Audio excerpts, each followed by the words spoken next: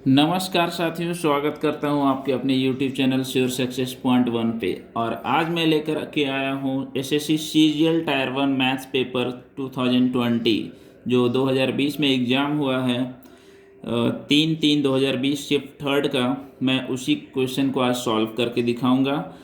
लेकिन वीडियो देखने के पहले अगर आप चैनल पे नए आए हैं तो चैनल को सब्सक्राइब कर लें, बेल आइकन को प्रेस कर लें और वीडियो को ज़्यादा से ज़्यादा अपने दोस्तों के साथ शेयर कर दें ताकि जो भी मेरा वीडियो बने तो नोटिफिकेशन आप लोग को मिल जाए। चलिए वीडियो को स्टार्ट करते हैं। तो चलिए क्वेश्चन क्या कर रहा है, दो संख्याएं 5:7 5:7 के अनुपात में है। यदि पहली संख्या 20 है तो दूसरी संख्या ज्ञात करें। इंग्लिश में क्वेश्चन एक बार पढ़ दे रहे हैं। 2 number are in the ratio 5:7। If one number is 20 then find the second number. Question क्या कह रहा है कि पहली संख्या कितना है, 20 है। तो 20 का तुलना हम किससे करेंगे? जो फर्स्ट नंबर मेरा 5 है, सेकेंड नंबर 7 है, तो फर्स्ट नंबर का तुलना किससे करेंगे? 5 से करेंगे। पहली संख्या की तुलना पहली संख्या से। और बोल रहा है क्या, दूसरी संख्या निकालने के लिए, तो दूसरी संख्या कितना है, 7 है, तो 7 से गुना। ठीक है, तो 5 चौके 20, तो कितना हो जाएगा, 4 गुना 7 कितना हो जाएगा, 28। तो कौन सा ऑप्शन है, 4 ऑप्शन है, यानी ऑप्शन नंबर 4 मेरा करेक्ट आंसर हो जाएगा। चलिए देखते हैं नेक्स्ट क्वेश्चन। चलिए देखते हैं ये क्वेश्चन में क्या कर रहा है। 27a³ minus 2√2b³ equal to क्या होगा, किसके बराबर होगा? इसमें 4 ऑप्शन है। तो ये देख रहे हैं कि a माइनस बी का होल क्यूब के बराबर है। तो सबसे पहले हम ये जानते हैं कि a माइनस बी का होल क्यूब क्या होता है। सॉरी, a माइनस नहीं, a³ माइनस b³ का फॉर्मूला पे है ये। तो a³ माइनस b³ का जो फॉर्मूला होता है वो a minus B into A square plus A B plus B square. तो हम देख रहे हैं क्या कि हम क्या करेंगे इसको, 27a³ माइनस 2√2b³, इसको हम क्या लिख सकते हैं? इसको हम लिख सकते हैं क्या कि 3a का क्यूब माइनस √2b का क्यूब। क्लियर? अब हम क्या करेंगे, a³ माइनस b³ का फॉर्मूला है, तो हम क्या करेंगे, a माइनस बी के फॉर्म में होगा। उसके बाद क्या होगा, a स्क्वायर, तो a स्क्वायर करेंगे 3a स्क्वायर होगा, प्लस ए बी होता है, तो प्लस ए बी कौन सा है, 3a इंटू √2b। ठीक है, प्लस बी स्क्वायर यानी √2b का होल स्क्वायर। ठीक है, अब हम क्या करेंगे, 3a माइनस 2b, तो ये कितना हो जाएगा, 9a स्क्वायर होगा, और ये 3√2ab होगा, और ये 2b स्क्वायर होगा। ये कौन ऑप्शन में है? अब हम देख रहे हैं क्या कि इसमें एक माइनस एक प्लस, इस सारा प्लस है इसमें। तो हम क्या करेंगे, ऑप्शन में देखेंगे किसमें है। इसमें ऑप्शन में तो ये होगा नहीं, ये कैंसिल हो गया। इसमें है, उसके बाद ये भी सारा ऑप्शन माइनस में है, तो ये भी कैंसिल हो गया। ये दोनों ऑप्शन में कोई एक हो सकता है, लेकिन देख रहे हैं क्या कि यहाँ पे 3√2ab है, तो 3√2ab किस में दिख रहा है, इस ऑप्शन में ही दिख रहा है, तो ये मेरा करेक्ट आंसर हो जाएगा। ये तो होगा नहीं क्योंकि यहाँ पे 6√2ab है। ठीक है, तो ऑप्शन नंबर 3 मेरा करेक्ट आंसर हो गया। चलिए देखते हैं नेक्स्ट क्वेश्चन। चलिए देखते हैं ये क्वेश्चन में क्या करा है। tan 30 plus tan 60 divided by cos 30 का मान ज्ञात करें, यानी इवेल्युएट करना है इसको। क्या करना है, इवेल्युएट। तो हम अगर वैल्यू जानते हैं इसका ट्रिग्नोमेट्रिक फंक्शन का, तो हम आसानी से इसको निकाल देंगे। तो tan 30 का वैल्यू कितना होता है, 1/√3 होता है ना। उसके बाद क्या है, प्लस है। tan 60 का वैल्यू कितना होता है, √3 होता है। cos 30 का वैल्यू कितना होता है, cos 30 का वैल्यू √3/2 होता है। ठीक है, अब हम इसको सॉल्व करते हैं। तो यहाँ √3 एलसीएम हो जाएगा, और यहाँ पे 1 प्लस √3 इंटू √3 3 हो जाएगा, और यहाँ पे क्या हो जाएगा, √3/2 हो जाएगा। अब हम क्या करेंगे, 1 प्लस 3 4/√3 हो जाएगा, और ये 2/√3 हो जाएगा, ये ऊपर चला जाएगा। ठीक है, अब क्या हो जाएगा, 4 2 जा 8, और √3 इंटू √3 कितना हो जाएगा, 3 हो जाएगा। तो कौन सा ऑप्शन में दिख रहा है, ऑप्शन नंबर 1 में मेरा दिख रहा है, ये मेरा राइट आंसर हो जाएगा। चलिए देखते हैं नेक्स्ट क्वेश्चन। चलिए देखते हैं इस क्वेश्चन में क्या कर रहा है। ट्रायंगल ए बी सी में यदि ए बी बराबर ए सी तथा बी ए सी बराबर 40 डिग्री है तो एंगल बी का माप ज्ञात करना है ना। तो क्या करेंगे, एक ट्रायंगल बनाएंगे, है ना, एक क्या बनाएंगे, ट्रायंगल बनाएंगे। चलिए ट्रायंगल हम बना दिए ए बी सी, ठीक है। अब इसमें ए बी बराबर ए सी है तो ए बी बराबर ए सी हम इंडिकेट कर दिए। बी ए सी कितना है, 40 है, ठीक है, तो 40 हम बना दिए। तो बोल रहा है एंगल बी क्या होगा, ये क्या होगा, ठीक है। अब देखिए क्वेश्चन क्या कह रहा है। चलिए मान लेते हैं इसको हम x मान लिए। तो ये ए बी के सामने ये एंगल है और ए सी के सामने ये एंगल है। ए बी और ए सी क्या है, बराबर है। तो ये प्रॉपर्टी क्या कहता है कि जब भुजा बराबर होता है किसी भी ट्रायंगल का, साइड इक्वल होता है, तो उसके अपोजिट एंगल यानी कोण भी बराबर होता है। तो इसके सामने ये कोण x है तो इसके सामने ये कोण x होगा, ठीक है। अब हमको पता है कि ट्रायंगल के तीनों एंगल का सम कितना होता है, 180 होता है। त्रिभुज में तीनों कोण का योग 180 होता है। अब ये कितना हो जाएगा, 2x + 40 = 180। तो 2x = कितना हो जाएगा, 180 - 40 हो जाएगा। तो 2x = कितना हो जाएगा, 140 हो जाएगा। 2 से कैंसिल हो जाएगा 70 बार में, तो x = 70। तो x क्या माने थे, यही एंगल b, यानी एंगल b कितना हो जाएगा, 70 डिग्री, ठीक है। तो कौन सा ऑप्शन है, ऑप्शन 1 मेरा करेक्ट आंसर हो जाएगा। चलिए देखते हैं नेक्स्ट क्वेश्चन। चलिए देखते हैं नेक्स्ट क्वेश्चन क्या कह रहा है। 7 सेंटीमीटर त्रिज्या वाले अर्धगोले का वक्र पृष्ठीय क्षेत्रफल क्या होगा। The radius of hemisphere is 7 centimetre, find the curve surface area of hemisphere. तो curve surface area of hemisphere जो होता है वो 2πr² होता है। अर्धगोले का वक्र पृष्ठीय क्षेत्रफल क्या होता है, 2πr²। 2 × पाई का वैल्यू दे रखा है 22/7, तो 22/7 पुट करेंगे। आर का वैल्यू कितना है, 7, तो 7 का स्क्वायर है तो 7 × 7, एक 7 से 7 कैंसिल हो जाएगा। अब ये कितना हो जाएगा, अब ये 22 दूनी 44, 44 × 7 कितना हो जाएगा, 7 चौके 28, 7 चौके 28, 2 30, 308 ऑप्शन को किस में दिख रहा है, बी ऑप्शन में दिख रहा है, 308 सेंटीमीटर स्क्वायर। ये मेरा करेक्ट आंसर हो जाएगा। चलिए देखते हैं नेक्स्ट क्वेश्चन। चलिए देखते हैं इस क्वेश्चन में क्या कह रहा है। 5 सेंटीमीटर त्रिज्या वाले एक वृत्त में एक जीवा केंद्र से 3 सेंटीमीटर की दूरी पे है तो जीवा की लंबाई ज्ञात करें। The radius of a circle is 5 centimetre and the distance between the centre and chord is 3 centimetre, find the length of the chord. एक क्या कह रहा है, सर्कल है, ठीक है, एक सर्कल बना दिए। अब इसमें बीच में क्या होता है, सेंटर होता है, ठीक है। अब उसके बाद क्या किए, एक कॉर्ड बना दिए यानी जीवा बना दिए, ठीक है। और उसके बाद क्या कर रहा है, ये जीवा और सेंटर के जो बीच का जो डिस्टेंस है वो कितना है, 3 सेंटीमीटर है ना। यहाँ पे क्या कर रहा है, 3 सेंटीमीटर है। और उसके बाद अगर यहाँ से इसको मिला देते हैं तो ये क्या कहलाएगा, रेडियस यानी त्रिज्या, जो कि 5 सेंटीमीटर है, ठीक है। यहाँ पे ये क्या होता है, 90 डिग्री होता है। 90 के सामने वाला हाइपोटेनियस है, ठीक है। ये पूछ रहा है कॉर्ड का लेंथ, ठीक है। चलिए मान लेते हैं OABC। अगर पाइथागोरस ट्रिपलेट अगर जानते हैं तो आसानी से बन जाएगा। ये 5 है, ये 3 है, तो ये कितना होगा, 4 होगा। जब ये 4 होगा तो ये भी 4, यानी दोनों को जोड़ देंगे तो 8 आ जाएगा, जो कि इस ऑप्शन में है। तो चलिए लेकिन इसको सॉल्व हम करते हैं, कैसे निकलेगा। ये क्या है, आधार है ना, यानी बेस का स्क्वायर इक्वल टू हाइपोटेनियस के स्क्वायर माइनस परपेंडिकुलर के स्क्वायर होता है पाइथागोरस थ्योरम से। तो हाइपोटेनियस 5 है और परपेंडिकुलर कितना है, 3 है। तो 5 के स्क्वायर माइनस 3 के स्क्वायर यानी 25 - 9 यानी कितना हो जाएगा, 16। तो b इक्वल टू कितना हो जाएगा, √16 यानी कितना हो जाएगा, 4। तो जब ये 4 निकला इसका मतलब ये भी 4 निकला। तो जो BC का जो लेंथ होगा वो कितना हो जाएगा, 4 + 4 यानी 8 सेंटीमीटर हो गया। तो कौन सा ऑप्शन है मेरा, बी ऑप्शन करेक्ट हो गया। चलिए देखते हैं नेक्स्ट क्वेश्चन। चलिए देखते हैं ये क्या है, सिंप्लीफिकेशन का इक्वेशन है। -5/2 + 3/2 डिवाइड 6 गुना 1/2। क्या करेंगे हम, -5/2 प्लस 3/2 है डिवाइड 6/1 है इंटू 1/2 है।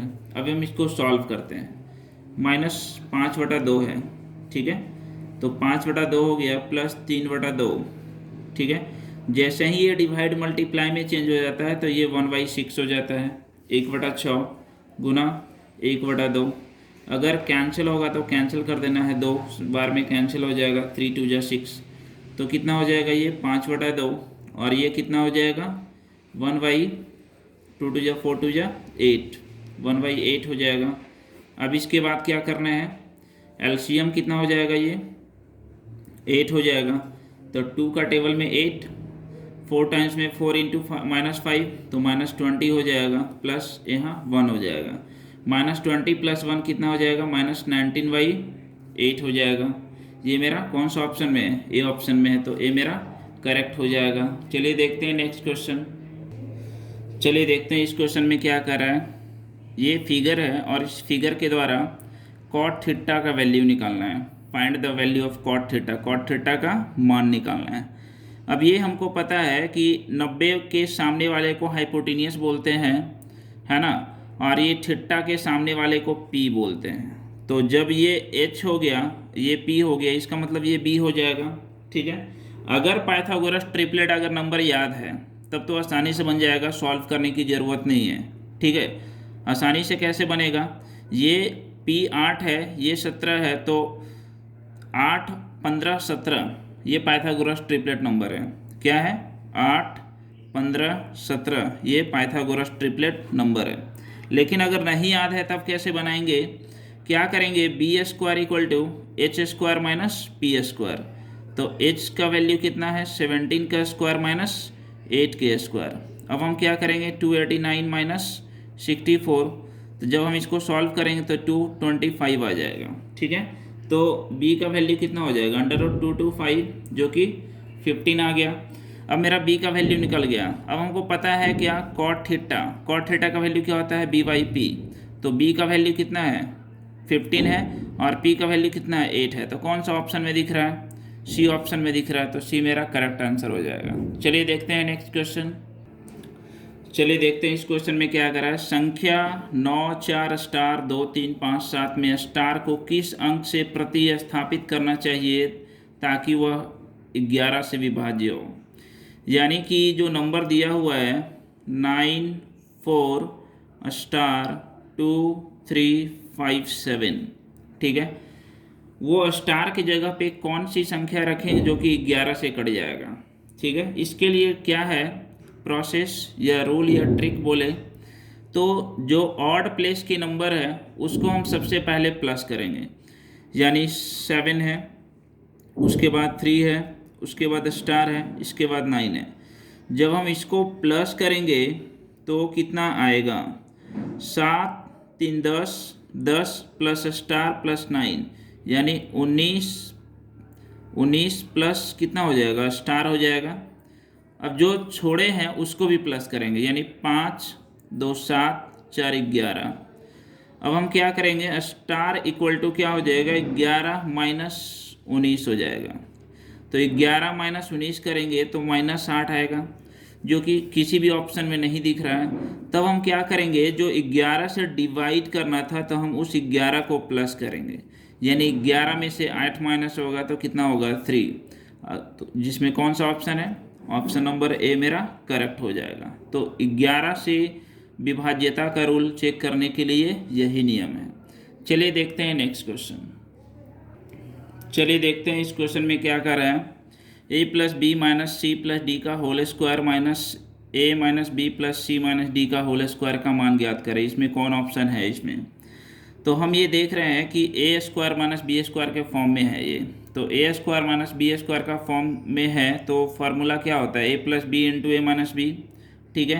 तो हम इसको क्या लिखेंगे, a + b × a - b, तो a + b - c + d, ये पूरा टर्म a है, ठीक है, प्लस b की जगह पे ये वाला पूरा टर्म आएगा, a - b + c - d, ठीक है, ये मेरा हो जाएगा।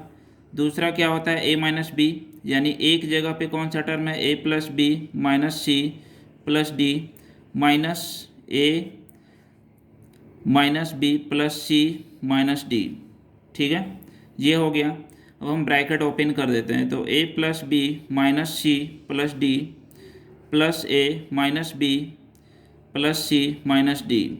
ठीक है, अब ये क्या हो जाएगा, A plus B minus C plus D minus A plus B minus C plus D. ये हो जाएगा, जब माइनस लगाएंगे तो minus A minus minus plus B minus plus minus C minus minus plus D. अब क्या हो जाएगा, अगर कैंसिल हो रहा है तो कैंसिल कर देना है। डी माइनस में है, डी प्लस में कैंसिल हो गया। बी माइनस में है, बी प्लस में कैंसिल हो गया। सी माइनस में है, सी प्लस में कैंसिल हो गया। ए बचा है, ए बचा है, यानी ए प्लस ए 2a हो गया। यहाँ से क्या हो रहा है, यहाँ भी कैंसिल अगर हो रहा है तो कैंसिल करेंगे। ए माइनस में है तो ए माइनस में प्लस में कैंसिल हो गया। अब उसके बाद देख रहे हैं क्या कि b प्लस बी यानी 2b हो गया, माइनस सी माइनस 2c हो गया, d प्लस डी 2d हो गया। अब हम क्या करेंगे, 2 कॉमन निकालेंगे तो क्या हो जाएगा, b minus C plus D हो गया, यानी कितना हो जाएगा 4a b minus C plus D. तो कौन ऑप्शन में है, 4a b minus C plus D, यानी ये ऑप्शन में दिख रहा है b minus C plus D, इस ऑप्शन में दिख रहा है। तो ऑप्शन नंबर डी मेरा करेक्ट हो जाएगा। तो इस तरीके से ये सॉल्व होता है। चलिए देखते हैं नेक्स्ट क्वेश्चन। चलिए देखते हैं इस क्वेश्चन में क्या कह रहा है। 5 क्रमागत सम संख्याओं का औसत m है। यदि 5 सम संख्याएं अगली 5 सम संख्याएं शामिल कर ली जाती है तो इन 10 संख्याओं का औसत क्या होगा। The average of 5 consecutive even number is m. If another 5 number is including in this, then what is the average of 10 number। ठीक है, तो अगर इसको बनाया जाए तो डायरेक्ट हम बोलेंगे कि 5 अगली शामिल कर दिया जाता है संख्या, तो ये मेरा ऑप्शन होगा। ठीक है, लेकिन ये कैसे होगा, चलिए इसके बारे में हम कुछ एग्जाम्पल लेकर सॉल्व करते हैं। चलिए हम 5 संख्या ले लेते हैं, 0 2 4 6 8, जो कि क्या है, लगातार 5 संख्या है। जब हम इसको जोड़ेंगे तो कितना आएगा, 8 से 14, 14 4 18 तो 20, 20 को अगर हम 5 से डिवाइड करेंगे तो कितना आ गया 4, जो कि मेरा 4 एवरेज हो गया, जिसकी जगह पे क्या है m है दिया हुआ।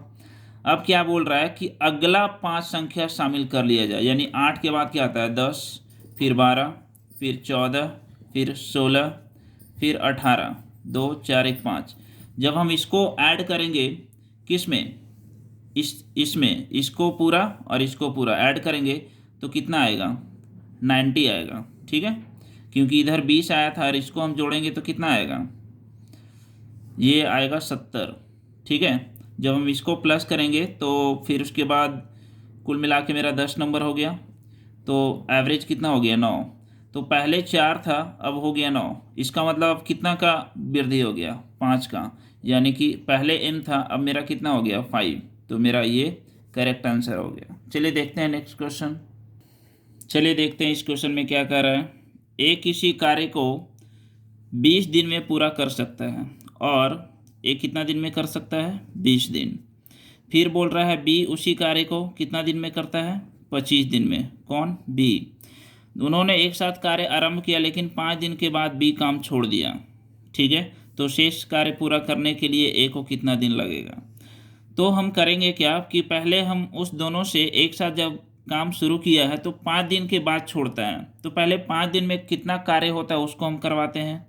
तो ए करता है 20 दिन यानी 1/20 लिखेंगे, बी करता है 25 दिन यानी 1/25 लिखेंगे। दोनों काम कितना दिन करता है, तो 5 दिन, तो 5 से गुना करेंगे। अब इसको सॉल्व करते हैं। पहले कितना हो जाएगा, 20 और 25 का एलसीएम 100 हो गया। ठीक है, तो 20 25 100, 25 चौके 100। ठीक है ना, और ये गुना 5 हो गया, 5 से ये कट जाएगा 20 बार में। ठीक है, तो कितना हो गया 9/20, यानी कि 20 काम में 9 काम हो चुका है। इसका मतलब कि अभी भी मेरे पास 11 काम बचा हुआ है 20 काम में।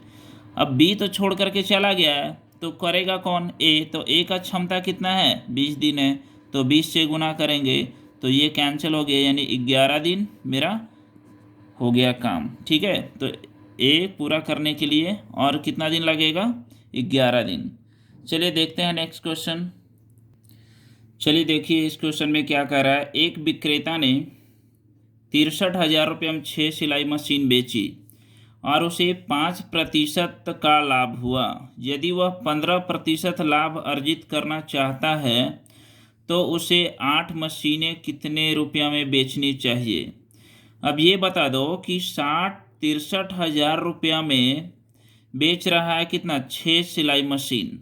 तो एक सिलाई मशीन का कितना हो जाएगा, 6 से भाग दे देंगे तो ये कितना बार में कट जाएगा, 10,500 बार में कटेगा। ठीक है। अब बोला जा रहा है क्या कि 10,500 रुपये में बेच रहा है तो उसको 5% का क्या होता है, लाभ, यानी क्रय मूल्य, यानी सीपी कितना हो जाएगा, 10,500 गुना 100/105 करेंगे तो ये कितना हो जाएगा, 1 यानी 100 यानी कितना हो जाएगा, 10,000 रुपया में वो एक सिलाई मशीन क्या किया है, खरीदा है। अब क्या कर रहा है कि उस तरह से उसे 8 सिलाई मशीन 15% लाभ पे बेचना है। ठीक है। तो क्या करेंगे, हम क्या करेंगे कि 10,000 लिखेंगे और उसका क्या बोल रहा है, 15% लाभ पे। ठीक है। तो 115/100 करेंगे, है ना। तो 115/100 करेंगे तो 2 जीरो से 2 जीरो कटेगा। ठीक है। नहीं नहीं नहीं नहीं, ये कितना हो जाएगा, 10,000। ठीक है। हाँ ठीक है। तो ये एक सिलाई मशीन का है तो उसको हम 8 से मल्टीप्लाई कर देंगे तो ये 8 सिलाई मशीन का निकल जाएगा। तो कितना हो जाएगा, 8×5 = 40, 11×8 = 88, 4×92, इतना 2 जीरो और हो जाएगा, यानी कितना हो गया, 92,000 रुपया। तो कौन सा ऑप्शन में दिख रहा है, ऑप्शन नंबर 4 में दिख रहा है। ये मेरा करेक्ट आंसर हो जाएगा। चलिए देखते हैं नेक्स्ट क्वेश्चन। चलिए देखते हैं इस क्वेश्चन में क्या कर रहा है। यदि किसी संख्या के 62% और 80% के बीच का अंतर 198 है तो उस संख्या के 92 और 56% के बीच का अंतर क्या होगा। तो 198 जो है ये किसका अंतर है, 62 और 80 के बीच का अंतर है। तो 80 - 62 करेंगे, ये निकलेगा, कोई भी जो निकलेगा। अब बोला जा रहा है क्या कि 92 और 56% के बीच का अंतर क्या होगा।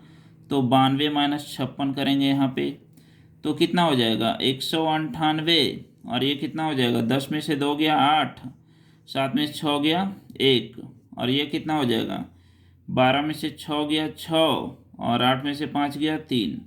तो ये क्या हो जाएगा, 18 दूनी 36, 2 बार में कटेगा। और ये कितना हो जाएगा, 8 दूनी 16, 19 दूनी 38, और 1 39, 396, जो कि मेरा करेक्ट ऑप्शन 4 है। तो इस तरीके से ये हो गया। चलिए देखते हैं नेक्स्ट क्वेश्चन। चलिए देखते हैं इस क्वेश्चन में क्या कर रहा है। दी गई आकृति में एपी, ये जो है एपी BAC को समद्विभाजित करता है, मतलब एंगल BAC को समद्विभाजित करता है। AB बराबर 4 सेंटीमीटर है, AC बराबर 6 सेंटीमीटर है, BP बराबर 3 सेंटीमीटर है, और CP बराबर क्या होगा। ठीक है। तो करेंगे क्या हम कि अगर ये AP BAC को समद्विभाजित करता है तो इसका प्रॉपर्टी क्या होता है कि AB/AC बराबर होगा BP/PC। तो AB का वैल्यू 4 है और BC का वैल्यू 6 है। ठीक। और BP का वैल्यू 3 है तो PC ने दिया हुआ है। अब हम क्या करेंगे, तिरछा तिरछी गुना कर देंगे। तो 4 गुना PC बराबर कितना, 3 गुना 6, तो PC बराबर कितना हो जाएगा, 18/4 होगा। कटेगा 2 से, ये 9 बार में, तो 9/2 हो जाएगा, यानी कितना हो जाएगा, 4.5। तो 4.5 कौन सा ऑप्शन में दिख रहा है, 4.5 ऑप्शन नंबर 1 में दिख रहा है। ठीक है। ये मेरा करेक्ट आंसर है। ठीक है। चलिए देखते हैं नेक्स्ट क्वेश्चन। चलिए देखते हैं इस क्वेश्चन में क्या कह रहा है। दी गई आकृति में AP और BP केंद्र O वाले वृत्त की स्पर्श रेखाएं हैं। स्पर्श रेखाएं का मतलब टैंजेंट होता है। यदि APB 62 है 62 डिग्री है तो ए क्यू बी का मान ज्ञात करें, find the value of angle A Q B, ये पूछ रहा है क्वेश्चन। तो सबसे पहले हम ये देखते हैं क्या कि जब ये 62 है, 62 डिग्री है, और ए पी ओ बी ये क्या है, क्वाड्रिलेटरल है। साथ में हम ये जानते हैं क्या कि ये क्या होगा, यहाँ वाले एंगल का सम और यहाँ वाले एंगल का सम कितना हो जाएगा, 180। तो जब ये 62 है तो इसका मतलब ये कितना हो जाएगा, 118 डिग्री होगा। क्लियर, 118 डिग्री होगा। अब हम सर्कल का एक प्रॉपर्टी क्या है कि अगर जितना सेंटर पे बनता है एंगल, उसका क्या सेम सेगमेंट के द्वारा जो सरकमफ्रेंस पे दूसरे पार्ट पे बनता है तो इसका जस्ट हाफ होता है। तो 118 का हाफ कितना होगा, 118 का हाफ कितना होगा, 2 5 जा 2 9 जा, यानी कितना हो जाएगा 59 डिग्री। तो कौन सा 59 ऑप्शन में है, ऑप्शन नंबर 1 मेरा करेक्ट आंसर हो जाएगा। क्लियर, चलिए देखते हैं नेक्स्ट क्वेश्चन। चलिए देखते हैं, ये सिंप्लीफिकेशन का क्वेश्चन है। 36 भागे 42 का 6 गुना 7 प्लस 24 गुना 6 भागे 18 प्लस 3 भागे 2 माइनस 6 माइनस 4 प्लस 3 गुना 2 भागे 8 डिवाइडेड बाई 21 भागे 3 गुना 7। अब देखिए इसको लिखते कैसे हैं, पहले लिखने के लिए एक दो स्टेप लिखना पड़ेगा। ठीक है, तो लिखेंगे क्या, 36 भागे, ठीक है, पहले का ऑपरेशन होता है, का मतलब होता है ऑफ। ठीक है, तो 42 गुना 6 हो गया, ठीक है, गुना 7 हो जाएगा। ठीक है, उसके बाद प्लस क्या करेंगे, 24 है ना, गुना 6 है, और डिवाइडेड बाई 18 है तो इसको हम ऐसे 18 लिखेंगे। ठीक है, प्लस 3 भागे ये कितना हो जाएगा, 2 माइनस 6 माइनस 4 हो जाएगा। ठीक है, ये 2 माइनस 6 कितना हो जाएगा, माइनस 4 हो जाएगा, माइनस फिर कितना हो जाएगा, 3 दूनी 6 4 10, 10 भागे 8 हो गया, डिवाइडेड बाई कितना हो जाएगा, 21 भागे कितना हो जाएगा, 3 गुना 7 हो जाएगा, 3 गुना 7 यानी 21 हो जाएगा यहाँ भी। ठीक है, अब हम इसको क्या करेंगे, ठीक है, अब हम इसको क्या करेंगे, 36, ठीक है, 36 भागे 42 गुना 6 लिखेंगे और ऊपर में 7 लिखेंगे। ठीक है, प्लस ये वैसे ही लिख देंगे, 24 गुना 6 भागे 18 लिखेंगे, प्लस इसको क्या लिखेंगे, 3, ठीक है, और भागे 4 है माइनस में। ठीक है, तो ये माइनस यहाँ पे हो जाएगा, माइनस 10 भागे कितना 8 डिवाइडेड बाई 21 भागे 21 यानी 1 हो जाएगा। ठीक है, चलिए देखते हैं आगे क्या करना है, क्या हो जाएगा, 7 छक 42 और 6 गुना 6 36 होगा, तो ये 36 से कैंसिल होगा, 6 तिया 18 3 8 24। ठीक है ना। उसके बाद अब हम क्या करेंगे, यहाँ पे 1 बचा, यहाँ पे 1 बचा और यहाँ पे 8 बचा, और यहाँ पे -3/4 बचा, और यहाँ पे 2 से कटेगा 5 बार में, 2 से कटेगा 4 बार में। ठीक है, माइनस कितना हो जाएगा, 5/4 हो जाएगा, तो कितना हो जाएगा, 8 1 9, 9/1 -3/4 -5/4। अब हम क्या करेंगे, 4 एलसीएम, तो 9 चौके 36 होगा, -3 -5, तो कितना हो जाएगा, 36 में से 3 घटाएंगे यानी 33, 33 में से 5 घटाएंगे तो कितना हो जाएगा, 33 में से 5 घटाएंगे तो 13 में से 5 गया 8 यानी 28 बचेगा, 28/4 यानी 4 सते 28। तो 7 ऑप्शन, 7 आया आंसर, तो 7 देखेंगे कौन सा ऑप्शन में है, तो डी ऑप्शन में, यानी ऑप्शन नंबर 4 हो गया इसका करेक्ट आंसर। ठीक है, चलिए देखते हैं कुछ और क्वेश्चन। चलिए देखते हैं इस क्वेश्चन में क्या कह रहा है कि एक व्यक्ति ने अपनी किसी वस्तु पर इस प्रकार मूल्य अंकित किया कि जिससे उसे 40% का लाभ हो, लेकिन उसने सेल की घोषणा की और उस वस्तु के अंकित मूल्य पर 20% की छूट दी। इस पूरे लेन देन की प्रक्रिया में व्यक्ति को होने वाला लाभ प्रतिशत क्या होगा। चलिए इसको दो तरीके से बनाते हैं। पहला हम क्या है, चलिए क्रय मूल्य यानी सीपी इसको 100 मान लेते हैं, तो 40% अधिक है यानी कि 140 हो जाएगा ये, ठीक है। अब उस पे बोला जा रहा है कि 20% का छूट दिया जाता है, तो क्या करेंगे 140 गुना क्या करेंगे 80/100 लिखेंगे, यानी ये एसपी निकल जाएगा, 0 से 0 0 से 0 यानी कितना हो गया 112, ठीक है। अब खरीदा था 100 रुपया में, बेच रहा है 112 रुपया में, यानी कितने का फ़ायदा हो गया 12 रुपया का, ठीक है। इसी को प्रॉफिट परसेंट पूछ रहा है, तो 2200 गुना 100, तो ये क्या हो गया 12% मेरा आंसर हो गया। दूसरा तरीका क्या है, दूसरा तरीका है क्या कि 40% प्रॉफिट होता है तो इसको हम +40 लिखेंगे, ठीक है। उसके बाद क्या करेंगे, जो डिस्काउंट होता है 20% उसको -20 लिखेंगे, प्लस माइनस माइनस होगा, 40 गुना 20/100, 0 से 0 कैंसिल होगा, यहाँ 20 आएगा, 4 दूनी 8, तो ये कितना हो जाएगा 12%, यहाँ से भी आ गया, ठीक है। ये मेरा दूसरा तरीका है। तो जो पसंद आए, इसमें कौन सा ऑप्शन हो गया 12%, तो कौन सा ऑप्शन बी मेरा करेक्ट आंसर हो गया। तो इस तरीके से मैंने देखा कि बहुत सारे क्वेश्चन को सॉल्व किया। देखते हैं कुछ क्वेश्चन और, ठीक है। तो मेरे प्यारे दोस्तों, लगभग मैंने बहुत क्वेश्चन करवा दिया, ठीक है, डीआई को छोड़ करके, ठीक है। कुछ क्वेश्चन डीआई का है जो कि बहुत बड़ा बड़ा क्वेश्चन है, जो कि पेपर में लिखना थोड़ा सा मुश्किल है, ठीक है। तो देखेंगे कभी अगर डीआई का स्पेशल वीडियो बनाऊंगा तो मैं सारे एसएससी सीजीएल के प्रीवियस ईयर वाले क्वेश्चन को एक साथ मैं करा दूंगा, ठीक है। तो अगर मेरा वीडियो आपको पसंद आ रहा है तो वीडियो को चैनल को सब्सक्राइब कर लें, बेल आइकन को प्रेस कर लें और अपने दोस्तों के साथ ज़्यादा से ज़्यादा शेयर करें। वीडियो देखने के लिए धन्यवाद। मिलते हैं नेक्स्ट वीडियो में।